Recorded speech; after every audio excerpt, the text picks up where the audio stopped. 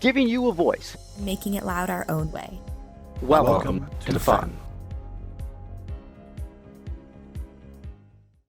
All right, we're gonna move on to our next one here, which let's fast forward a little bit here, Karthik, and go to Houston Championship on the Hopper division, right? Yeah, I have it up on screen there. Hopper division qualification match 113. Now, this match here, of course, is going to feature 254, 148, one end, and we're going to talk about this a bit more and why this was important and why we want to look at this, because largely this is a pretty inconsequential match, right? Like, let's set the scene a little bit. So 254 and 148 finally have the opportunity to play with each other prior to line selections. They know if they're fully compatible. Now, my guess would, I don't know for sure, my guess would be probably plan on taking them anyways, but hey, why not have a good trial run before you start?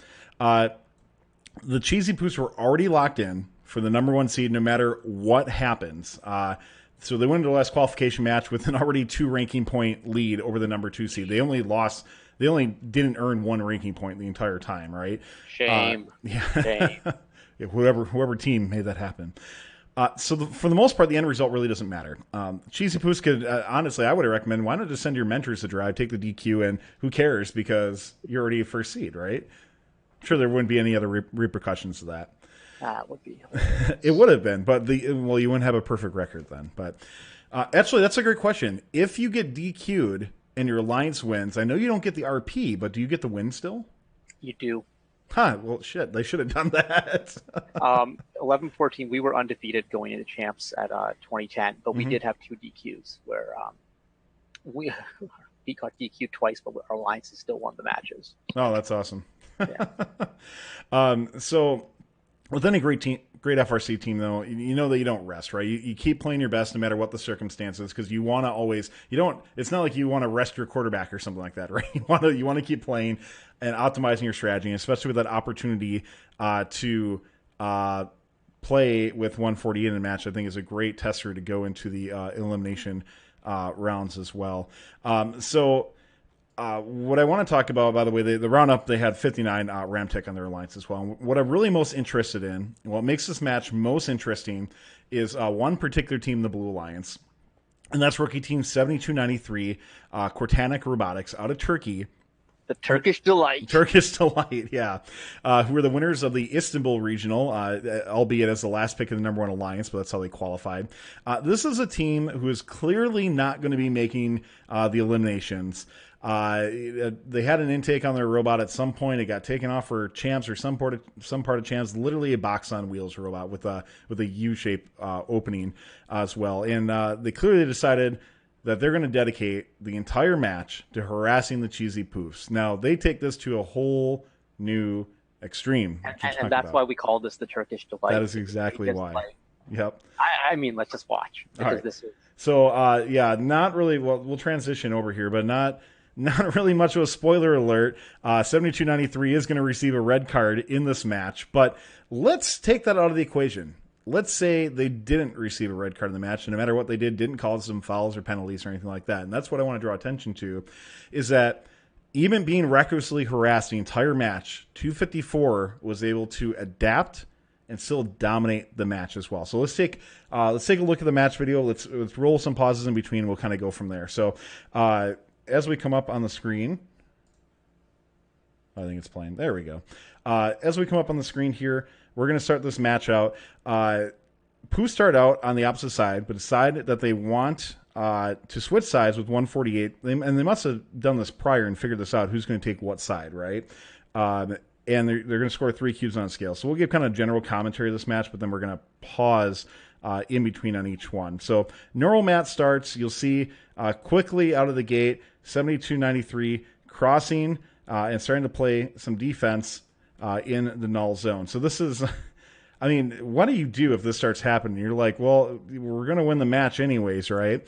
But 7293 immediately crossing the blue null zone and just literally starts to barrage the poofs like a drunken sailor, and like spinning around. Like if you go back here for a moment, like watching like as they cross over from one side to the next right here, I mean, like no control in their driving whatsoever. It's just like oh, we're just going to go as fast as possible and kind of go from there. Now, as I mentioned, we're going to kind of take a look at this match, and as we pause through these, we're going to assume that what 7293 is completely legal and that they're playing legal defense, and that we want to focus on the strategy and adaptation that 254 and 148 really start to play in this match. Even their alliance partner 59, who struggles most of the match, adjusts very quickly as well too. So let's watch a little bit as they go through. The teams are going to pretty much try to play their own game. And, you know, if I'm on the red alliance card thing, I don't know about you, but I'm just going to assume that team's going to get out of the way after, like, their alliance is going to scream at them a little bit and tell them, you know, get out of the way, right? Well, they did leave for a bit, and now they're spinning on the platform, and hey, here they're back. And you see a couple of cubes drop there by, you know, 148 drops a cube. That's going to be right over here if we go back. So, you know, a little bit of defense is being played to a little bit of effectiveness, because I think it throws them off. I mean, I'd be thrown off too if something like that happened as well. And you're going to start seeing that 254 and 148 become a bit disrupted. Cubes start the drop. So watch the red alliance scale over here. But cubes are going to be dropped. And just watch as they adapt a little bit, as we're going to watch this until about 90 seconds here. So 148 goes to score. They get boxed out a bit. And that actually right there is legal defense, like what they're doing right there. That was actually not bad. But no, they actually were pretty effective on 148. Yeah. But with that said, at 90 seconds, we're going to see the Red Alliance start to adapt a little bit. And you're going to see 148 is going to go over to the switch and start to score on the Blue Alliance switch. 254 is still going to try to go up onto their scale. But it's interesting to see just kind of how the switches a little bit. So we're going to roll for just a few seconds here, as we'll see what each team does. So 148 goes over. We'll pause there. 148 goes over. It starts to score on the switch. And you're actually going to see on the Blue Alliance, team number 2854 actually start to tip the scale in the Blue Alliance's favor. So this effective defense, if it was legal, has paid off now, if it's legal. And you're going to see on the Blue Alliance, watch the Blue Alliance or the blue scale area, it will start to tip into their favor. And that actually starts to, I think, make a little bit more attention by 254, because 254, if, once again, there wasn't a crap ton of penalties, still has to try to score on the scale in order to bring it to their side. They're going to work on this for about 30 seconds with some pretty tough defense by 7293. Yes, illegal, but still pretty tough defense by 7293. So we'll let this roll for a little bit more, and you'll see the scale. It's going to, right there, starts to tip in the Blue Line's favor. Right now, one extra cube on the blue side of the scale. And if we go ahead and pause right there, at 73 seconds, the Red Alliance, you're going to see here, is going to play a force to help. Now, you'll see that red is actually placed, only has 2 cubes that they place through the exchange. It's 59, admittedly, over on the left side of the field here, which is this robot has only actually scored 2 cubes the entire time through the exchange. Now, they did have to score 1 into the switch, but, I mean, 59 is admittedly slow. And luckily, it was the exact amount of cubes they needed to do something like this. So it turns out to be good timing for red as they play this force. So the force gets played. That gives the Poos a little bit more time to get another cube up on the scale. And we're going to wind down here to 55 seconds, where there's kind of a critical mistake made here by the Blue Alliance. And I think where some of the strategy really starts to shine through, that I think is really cool. Because until now, I mean, it's been pretty much a normal game, right? I think the ref at the bottom right is going to need a rotator cuff surgery after this. No kidding. So often. He's going at it. I think that's Dan. I'm not sure, but who's a really cool guy, by the way. But yeah, definitely a crazy match. So at 55 seconds here, by the way, you're going to see a critical mistake made by the Blue Alliance. If you look down in the lower left-hand corner, they're 7039, which is this robot right over here, or they're kind of on the other side over here. 7039 goes to place the cube on the scale, and they miss and actually cause another cube to fall off, tipping the scale back into the Red Alliance favor. So that happens about right here. You see that 2 cubes going down. And if we pause here at 47 seconds, This is where the rotation starts to happen. This is what I really want to call out, and something that's really, really cool in Matt's strategy, because you're going to see a ballet happen here. All three robots on the fly are going to rotate. So you're going to see on here, 254 is starting to move over. They're going to go over and start attacking the portal. 59 is just going to GTFO and get out of the way for 254. The score. And then 148, which you're going to see, which is back over on the other side of the field. 148 is going to start getting ready to climb as well. But the big thing is that 254 recognizes they need to get that levitate, and 59 is just right now too slow at scoring cubes to do that. So they leave the scale, rotate out, rotate 59 on the side, and 148 then rotates a few seconds later to get that 4 RP, because that's the objective of the Alliance, right? They need to get the 4 RP. They don't need to, but that's what their objective is, right? And would you agree, Karthik? Like, it doesn't really matter how many points you're above. You still want to do the best you can. Well, also, you got to remember, like, it's not just about 254 in this match. It's 148 and 59, because, you know, like, if, you know, at the time, I think we can all agree that 254 was probably picking 148, but, you know, if they weren't going to, 148 wants to move up in the standings as far as they can, and I don't know where 59 is, but so, like, for two, and I want to talk about this point after the match, but yeah, like you as an Alliance need to set your goals and play what you need to do, and so they want those 4 RP. Absolutely. And we do have a couple comments I know in chat, and if you have any others, make sure you tag at First Updates now so we can see those a little bit better as well too. But so watch this rotation once again. So the rotate happens over. 254 is going to start playing the exchange. 59 gets out of the way, and then 148 is going to start making their way over to get ready for the climb.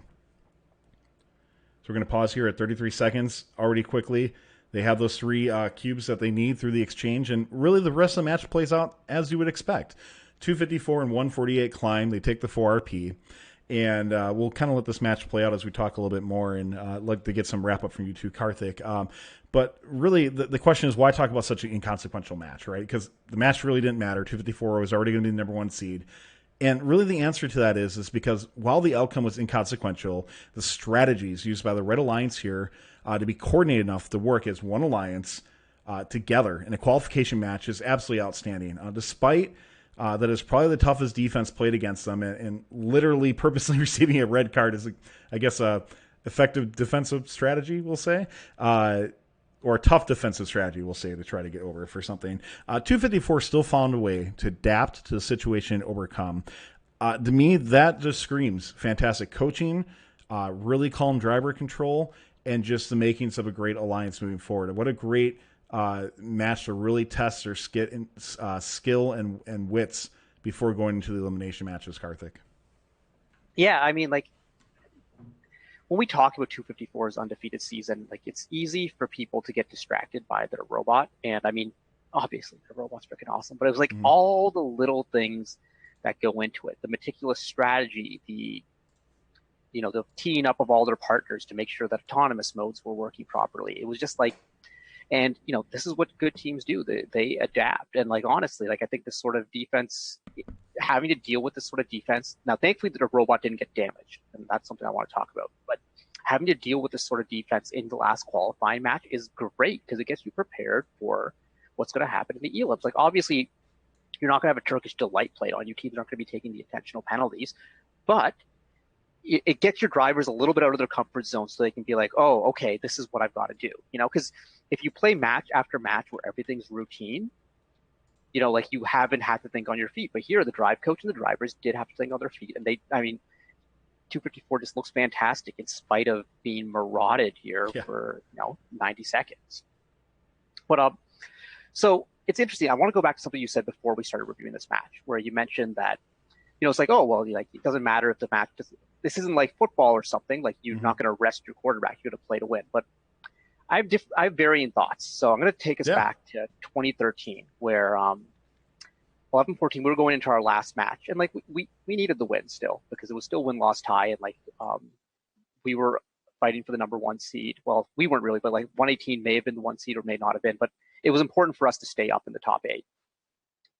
But at the same time, we got blasted by 218. Like, they just hammered us over and over again while we were trying to climb, and they ended up taking a yellow card. Probably should have gotten a red, but they smashed us while we were trying to climb, and it damaged our hangar. And that's the hangar that failed in the semis against 610 and 1241. So, and 1477, that causing 118 and 1114, 4039 to lose in the semis.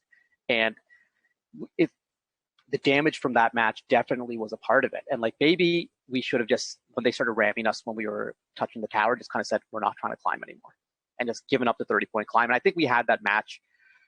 Oh, Karthik, use your brain here to try and think. I think we might have won that match without the 30-point climb anyways. Last match of Quals Champs 2013. I'm just, but like, the point is, there's some times where it's like, it's not worth getting your robot damaged. Sure. You know, and that was one of those. It was very much a similar thing to the Turkish Delight. Like, it wasn't as brutal, but oh yeah, we won that match. No, yeah, we won that match by 90. The Galileo Division Quals 124. Blue Alliance won 212 to 103. Yeah, so we didn't need that climb at all. You know, they gave us the free climb anyways, so like, we probably should have just stopped. But like, you don't really think of those things in the heat of things. But like, now, the last match of the qualifications of championships is the Wild Frickin' West, because a lot of teams just want to get noticed in that last match. And so playing D against the best team in the world, you know, that might get you noticed. That might get you picked. And so teams are going to go crazy. Other teams are just going to say, F it, I don't care. And also, like, you never know. Championships is weird, man. There's a lot of people who have nothing better to do than just try and F things up. And they start whispering in people's ears saying, hey, man, we don't want to see 254 go undefeated. You should just, like, smash them, play D on them and whatever. And so, like, I don't know. And that is speculation. I don't think we know what happened with that. But, like, put it this way. I've been to events where I've seen that sort of stuff happen. Yeah, and no doubt. Yeah.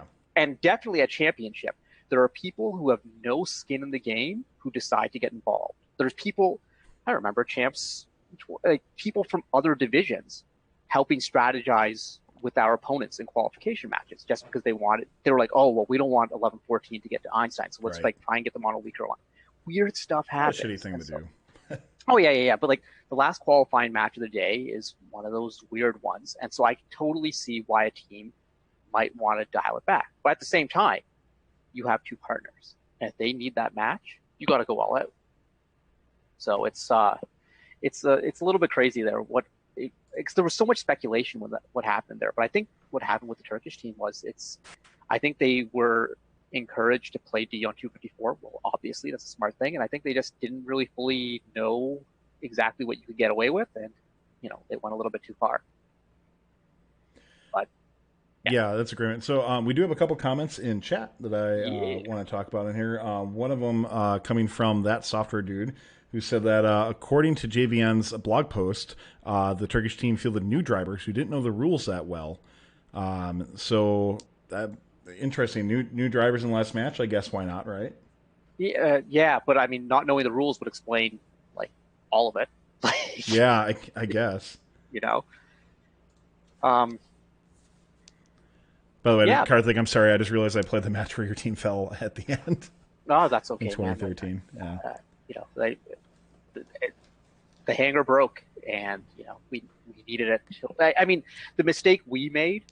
I could do a whole episode of this match, but as we kept hoping that the hanger was going to work, and because we weren't sure what was wrong, and we shouldn't have tried to hang in the last match. We should have just kept cycling, and if we kept cycling, we win. And you know, like, but hey, you know, I love 1241 and they won champs, and I love 610 and they won champs. 1477 is good people too. Like, it would have been cool if us in 118 had a shot, but you know, these things happen. Broken robots, whatever. Back-to-back years, I tell you, huh? Yeah. Well, I mean, we won't go there. I'm sorry. I didn't mean to. We've already done. That's how we started Candidly Speaking off. You know, every time it comes up, it's like people are like, "What happened?" But just go watch Candidly Speaking. I know. The problem is, I don't feel like we'll ever be able to top that because it was so good. But still, go back and watch. If you've not seen the first two Candidly Speaking episodes, wow. What was the second one? What's the second one? Consensual cheesecake? No. So the first one was leading up to. We did 2 episodes. Yeah, on it was a 2-parter, and then the episode 3 was Consensual Cheesecake, which was awesome as well.